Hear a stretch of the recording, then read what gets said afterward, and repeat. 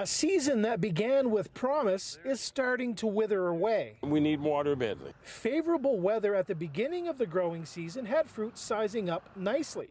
Weeks of drought, however, has followed, and the apples flatlined.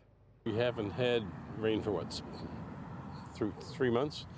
The last 6 weeks or so, I would say that the apples have stopped growing. The color of the fruit isn't progressing either. Sunny days, cool nights, and rain are needed for them to turn red before Peter Elderkin can send them to market. It doesn't matter how deep you go, it's there's not any water here. That's causing the fruit on the branches to shrivel up as the tree tries to reclaim moisture. For some in Sam Lutz's orchard, it's too late.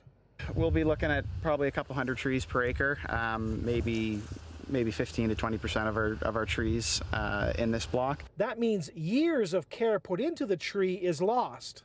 Even if the tree does survive, we don't expect it to crop much next year, but more likely these trees could just shut down and have to be replaced next year. And it's obviously the loss of this crop, but now the 4 or 5 years that we've invested in the growth of this tree up until this point is kind of wasted. There is still some hope that the late season varieties of apples can be salvaged. That will depend on getting some regular rain over the next couple weeks, something that has been missing for most of the growing season. And Todd, potentially with no market for what Peter Elderkin says are undesirable apples, his crop might just stay where it is because you can't afford to pick these apples, Todd, if you can't sell them.